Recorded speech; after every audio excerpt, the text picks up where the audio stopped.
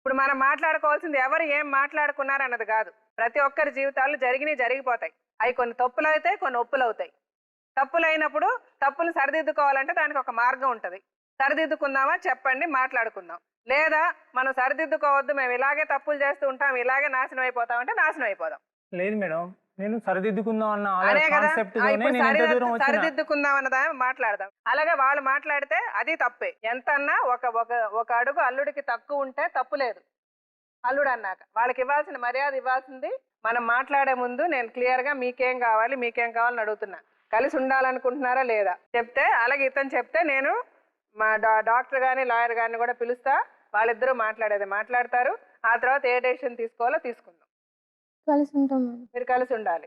నువ్వేమనుకుంటున్నావు? కలిసి ఉండాలనుకుంటున్నావా లేదా? కలిసే ఉంటాను మేడం. అంతే ఓకే. ఇప్పుడు నేను డాక్టర్ గాని లాయర్ గారిని పిలుస్తా. వాళ్ళిద్దరు చెప్పింది వినండి.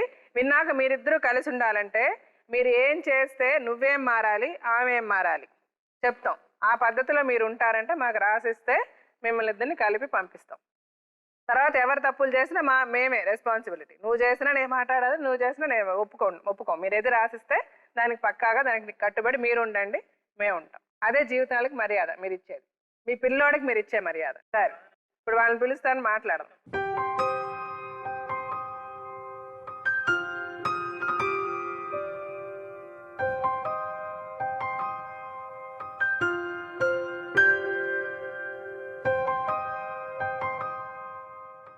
ఫస్ట్ ఆఫ్ ఆల్ ఆమెకి ఏదో హెల్త్ ఇష్యూ ఉంది అనుకుందాం కాసేపు. అంటే అదేది మేజర్ డిసీజో ప్రాబ్లమో కాదు. అది కూడా అతనికి ఏ క్లారిఫికేషన్ లేదు.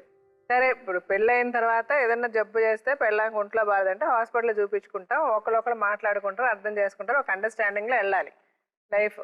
అటు ఆయనకి ఒక అర్థం చేసుకునే పరిస్థితి లేదు, ఆ అమ్మాయికి లేదు. ఇతను తాగేసి మాట్లాడితే తప్పు లేదు, కోపం వచ్చి మాట్లాడితే తప్పు. తాగేసి మాట్లాడిన దానికి ఒక ఎక్స్క్యూజ్. మీరు చెప్పండి సార్. మేడం, అదే మీరు విశ్లేషించినట్టుగా మేడం, అందం చూసి పెళ్లి చేసుకున్నారా, అర్థం చేసుకుని పెళ్లి చేసుకున్నారా అన్నది అర్థం కాని విషయం ఇక్కడ. వీళ్ళిద్దరు ఇష్యూలో కూడా అర్థం చేసుకోవటం అన్నది జరగలేదేమో అని నాకు ఖచ్చితంగా అనిపిస్తుంది.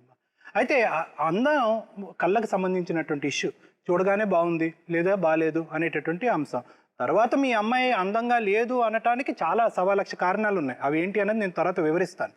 అయితే ఏంటంటే అర్థం చేసుకోవటానికి మాత్రం చాలా సముద్రం అంత మనసు కావాలమ్మా. ఎందుకంటే అర్థం చేసుకోవటం అంటే కనుక అవతల వాళ్ళలో ఉండేటటువంటి బలాలను అర్థం చేసుకోవటం కాదు, అవతల వాళ్ళలో ఉండేటటువంటి బలహీనతలను అర్థం చేసుకోవటంలో ఆ గొప్పతనం ఉంటుందన్నమాట. కానీ ఈ లోపల ఏమైందంటే కనుక అర్థాలని పెడర్థాలుగా మార్చుకుని ఒకరి మీద ఒకరు అనుమానం పట్టము, ఒకరి మీద ఒకరు మసిపూసుకోవటం అన్నది ఇక్కడ జరగటం వల్ల వీళ్ళిద్దరి మధ్యన ఏదైతే గ్యాప్ ఉందో అది రోజు రోజుకి పెరిగి పెద్దదైంది. అయితే ఏంటంటే ఇక్కడ ప్రధానంగా చూసుకోవాల్సింది ఏంటంటే ఈ అర్థం చేసుకోవటం మధ్యన ఉండేటటువంటి గ్యాప్ ఎందుకు ఏర్పడిందంటే కనుక ఇద్దరు మధ్యన ఉండేటటువంటి మనస్తత్వంలో ఉండే లోపాలు ఖచ్చితంగా మా అందరికీ కనిపిస్తున్నాయి. ఎందుకంటే ఈ అమ్మాయి పూర్తిగా అరుణ గారు మీ తల్లి యొక్క బంధాన్ని నుంచి పూర్తిగా ఈ అమ్మాయి విడిపోలే, ఇంకా మీ గొడుగు కిందే ఉంది. ఇంకా చాలా వరకు అన్నీ కూడా తల్లికి చెప్పుకునేటటువంటి ఓకే, ఆ 2 సంవత్సరాల్లో జరిగినటువంటి వివరాలు మీకు చెప్పకపోవటం అన్నది ఒక ఎత్తు అయితే కనుక ఆ తర్వాత నుంచి మీ చెప్పు చేతుల్లో మీకు అన్నీ చెప్పుకోవటము అవన్నీ మీరు ఊహించుకుని దానికి ఒక మెట్టుకి పై ఎట్టుకు పెడద్దాలు పెరగటం అన్నది ఒక అంశం అయితే, ఇక్కడ నవీన్ విషయానికి వస్తే కనుక ఇతనికి అన్నీ చాలా ఖచ్చితము, అన్నీ చేదస్తాలు.